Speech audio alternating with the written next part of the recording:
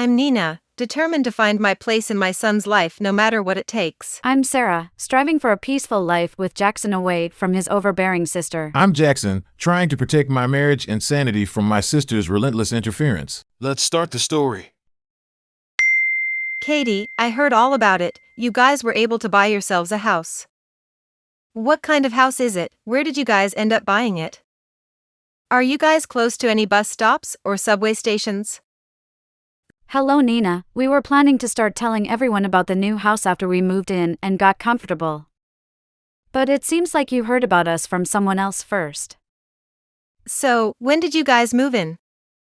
We're still working on the paperwork, so it'll be a bit until we are completely moved in. We'll be going to the place with the moving truck once those papers are all taken care of. When will that be? Around the beginning of next month, we think. And how many rooms are in the place? Do you mind asking your brother about all that? He won't ever tell me anything about your new house. He's always been such a selfish little boy. Well, if he's not willing to tell you anything, then what makes you think that I will? I'm sorry, but until he begins to talk more about the house, I'm going to refrain from answering you. Hold on a second, what the heck, and who do you think you are? I'm done asking you a question here. That means when you get asked a question by me, you answer it. I feel really bad having to say this to you. But neither Jackson nor I want to tell you very much detail about our new house we just bought. So please leave us be for the time being. Why should I? What about me asking about my younger brother's house is so wrong here? Ever since him and I started to become serious, you have always been around us. Whether that be when our parents finally met with one another. When I went on trying wedding dresses, you were always around. Then you would always talk over us whenever we were discussing things like this is your relationship and not ours. I'm sorry, but we didn't start dating and get married just so we could be bossed around by you. I'm just thinking about the both of you since you're both amateurs when it comes to everything. That's why I help you both out by telling you what I think. Yet, for some reason, neither of you ever listen to me and just do things the way you both like to. Had you both actually took what I was saying seriously, your guys' wedding would have been so much better. Then please, when you decide to find a man of your own and get married, put those ideas of yours to good use and have a wonderful wedding. You don't have to tell me that. By the way, when it came to our honeymoon, you tried to come along with us as well, right? That was just the place I had always been wanting to go. So, I thought it would be the perfect time to tag along with you both. That's why I said I'd be coming along. And what did you think would happen when you asked us to pay for you to come with us? Even though it was our honeymoon? Well, you never did end up getting me a hotel room or anything, so I was never able to come to the end. We used that money in order to buy lots of souvenirs for everyone, right? I've never heard of any couple wanting their family coming along with them when they go on their honeymoon. So, you're not going to tell me about your new house? Because you're still upset over all of that. I am Jackson's older sister. And what do you plan to do with all that information you want to get from us about that place? You already know what I plan to do. I'm going to live with the both of you. Live with the both of us? It's just the both of you going there, right? And even if you guys have kids, all you're going to need is 2 bedrooms. So, I'm just going to assume there are 2 or 3 rooms in the house. As well as a kitchen and dining room, also a living room and bathroom, right?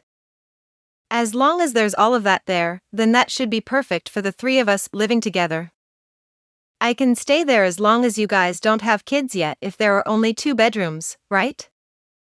You did say the place is a house, right? Which means there has to be plenty of room in that place. So, I'm expecting an empty room that you both won't be using yet. And what you're thinking is that you can just come crashing into our new house and live in that room? Don't be so rude, I'm not going to come crashing into your house. I'm just being kind by allowing you both the privilege of having me to live with you. Having a lot of people in the house is a lot more exciting, right? I have been wanting a brand new house for so long now. Well, this is going to be Jackson's and my house, so no thank you. I'm sure you guys just bought that house because you won the lottery, right? So don't be such stingy jerks when you have all that money now. How come you know about that? Well, why else would you be having such a lovely house? I'm looking forward to it, if you guys are planning on moving in at the beginning of next month. Expect me to be there the month after that. I'll start preparing myself for the move over there. I never said that you could come and live with us. What's wrong with the older sister coming to live with her little brother? And by having me around, in the future, when you guys have kids, you can use me to take care of them. When you guys are buying furniture for the place, please let me know. I'll be kind by coordinating what all you guys are allowed to buy. I don't trust whatever sense the two of you have. I already had to witness your guys' awful wedding before, no thank you. Jackson, I got another 15 calls from your sister today. She also sent me a bunch of texts about coordinating the furniture we buy for the house. She even sent pictures of what she wants. I feel that no matter what I say to her, she's not going to listen. I'm sorry, Sarah. I really feel bad about how much of a pain my sister is. She's been trying to get a hold of me by call and text so much that I just muted all her notifications. She's still family to me, so I can't block her or anything. But she's nothing to you, so you can go ahead and block her if you want. I'd love to block her, but I know she'd try to reach out to me on other platforms. I could even change my number and block her on all my social media accounts. But she'd find another way to contact me. If I cut her off completely, she'd probably come right to our house. True, we've already bought the house and everything. So, she can just look us up and find this house. You've told her not to everything about living with us, right? Of course, I've told her no. Not only is she a major troublemaker, but she's also a complete shut-in. I don't want her coming into our house. She'd cause you even more frustration, and I don't want that. Thank you for understanding. We really need to figure out a plan, though. If we don't end this now, she's going to start causing problems for me at work. I'm already having a hard time focusing there. Same here. I tried taking calls at work, but my phone constantly goes off because of her. She does nothing with her life, so she has all day to call you. If she wants to move so badly and won't take no for an answer, why doesn't she find a place for herself?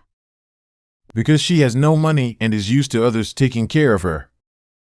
She'd never manage on her own and would probably starve if kicked out of my parents' house. That's why I told my parents to kick her out ASAP to avoid all this. Well, in her eyes, there's nothing wrong with still living with your parents, but she's too old for that. Your parents are retiring soon, right? Maybe they won't want to take care of her anymore. I hope so. Once they retire, they'll likely force her out. That's probably why she's trying to move in with us now. She knows we have decent money and that we won the lottery, so she knows we have a lot of money. We'll have to cut ties with her. If not, she's going to cause us major headaches. She's always been mean and never takes no for an answer. We really need a plan, Jackson. If you have a plan, I'm all ears. It'll require us to get in touch with another retailer, which will cost some money. Don't worry about money. Now that we have it, I'm willing to spend as long as it helps us get rid of Eleanor. So, what's your plan? Are we both ready to say goodbye to her forever? Of course, you and I have our life together to look forward to, and it won't involve her. Let's discuss it tonight when we're both home. I can't believe how much of our life she's messed up: our wedding, our honeymoon, and now this. I'm so sorry we haven't had a normal life yet because of her. Don't worry, Jackson, even with her being a huge pain, she's never made me want to say goodbye to you. That's why I've started making this plan in my head. Let's talk tonight and put it into action. Thank you so much, Sarah. I'll do my best to get home from work early today. After that, I went ahead and finally put the nail in Eleanor's coffin by blocking her on both my phone and laptop. Jackson also blocked her with me, and since then, we've never had issues with her. From what we heard from Jackson's family, Eleanor ended up getting into some legal trouble with the owner of that house. After the police were called on her, she was taken to the local police station. A case was made against her for breaking and entering into the owner's home, and she had to attend a court hearing. It was decided that she'd have to pay 10 times the cost of fixing that window and live with the crime of breaking and entering on her permanent record forever. After all that was decided upon, she tried to go back home to her parents, but neither they nor the rest of the family would let her move back in. So, she's currently living in a tiny apartment, working at the local gas station to survive. It is going to be some time before she can pay off everything she owes to the victim. Until that day comes, she's going to be living in regret for all her actions. She has always been a useless shut-in, so I find what happened very fitting for her as it finally teaches her what being part of the real world is like.